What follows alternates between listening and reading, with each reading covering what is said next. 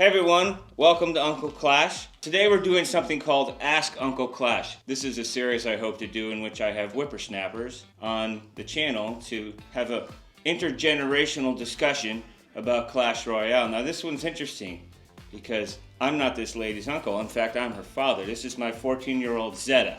Say hi, Zetta. Hello. Now Zetta, interestingly enough, until recently was not a Clash Royale player. In fact, she was one of the many in the household who continually game shamed me.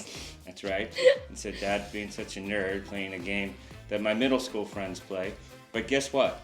Her middle school friends... They convinced me and I downloaded it and it was really fun.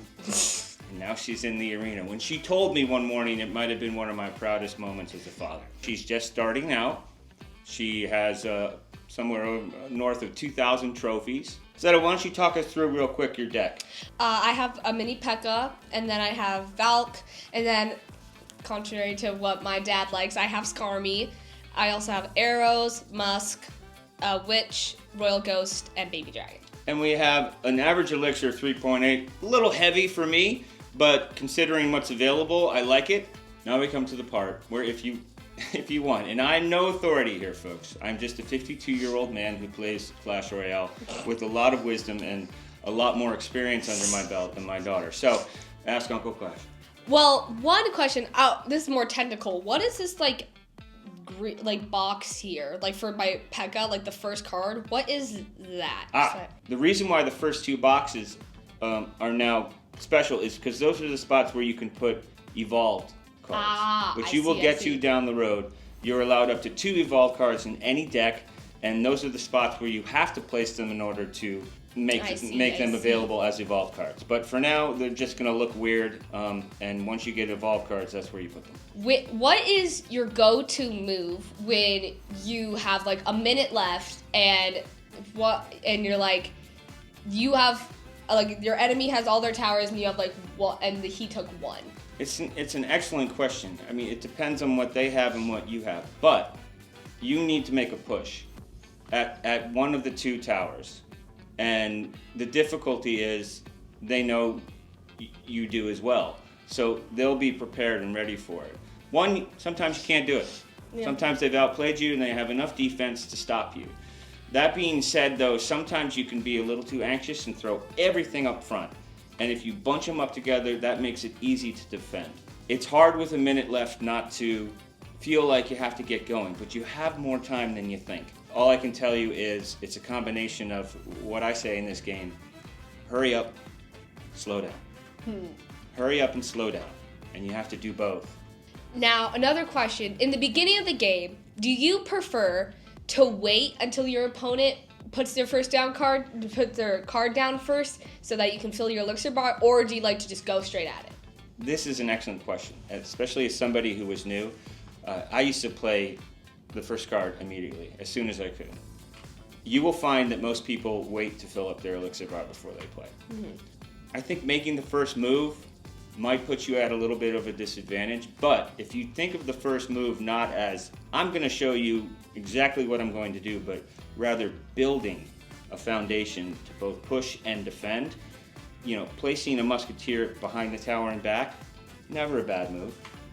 And if you're able to make a move and they do nothing, they're just banking elixir.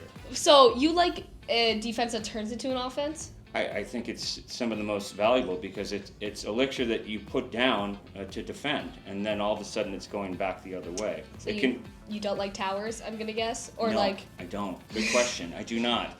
That being said, towers do have their place in decks, and I see people use them extremely well. I think what I was telling you, my favorite tower probably is the Tesla, and it's the only one that I think if you adopt, I wouldn't shake my head at. I did tell her, no Inferno towers in this household. Yeah, I got that out of my deck when you said that. Yeah, it has its strengths and its weaknesses. I just believe, especially when you get up in the upper levels, it's not useful? It's lazy. It's what I don't like about it. And on top of that, it's annoying. It makes the game less fun. I think that's my biggest beef with it. Although I do like dusting it and rolling it. But you have to be patient because I'm sure you've seen, if you run at it, it'll gobble you up. What is your favorite like duo? For example, giant and witch behind it. Like, Sure. what's your favorite? When I was at your level, giant and witch was my absolute favorite. Boy, the way I'm playing right now, any of my cards in the minor. Do you have the minor yet? No. Okay. When you get there, you will see that it's a wonderful combo card. If you time it right, it can just be infuriating for your opponent. But I think what I like about my deck is I'm not looking at two cards and saying, this is my whole offense, this is my whole defense. So in any given game, it could be a combination of any two cards. It just depends on what I'm up against. I haven't personally played 2v2 yet. I just like 1v1. But in 2v2, I can imagine that sometimes, as I've seen you yell at your phone Yes, for I do. dumb players, what do you start to do once you realize, oh, the person I'm playing with has a terrible deck? I try and work with it. And sometimes it's incredibly hard. Oh, it's so fascinating trying to work with somebody you don't know on the spot. It's what I love about 2v2. So if I sense that I have an overly aggressive player, I tend to hold back and wait to play defense to clean up what's coming back the other way. If I have a defensive player, vice versa. I will tell you that I think the good players, and I'm one of them, playing 2v2 are the people who go in and are able to adapt. Yeah. Able to adapt their deck not only to their opponent, but to their partner. And to take ego out of the situation. To realize you might not be the hero in this game, because you have to be a teammate first. If someone were just downloading the app, what is like the number one mistake or what a new player does that you'd say avoid at all costs? Whether that's a card, whether that's a playing style, like what's the number one thing that you say don't do that? You know what it is? It's like, one, I don't think there really is anything.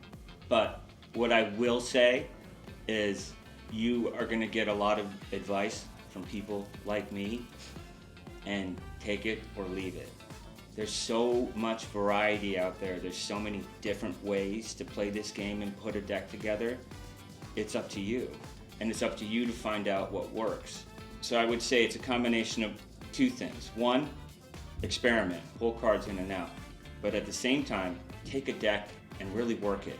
Find out where the holes are, find out, where the strengths are.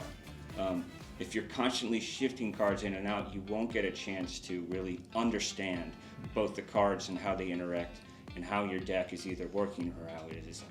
Thank you so much to Zetta, a whippersnapper, aka my middle daughter. Yes, indeed. New Clasher. This was so much fun. I know some of her friends at middle school are watching this. I don't know how it would work, but maybe we could have you on Uncle Clash too. I love talking to, well, I would call you the next generation, but you are the generation. I'm just an old man who happens to be invading this space. But this was a lot of fun. Thanks, Zetta. We'll all see you out there in the arena, and continue to clash, and catch you next time. Bye-bye. Bye.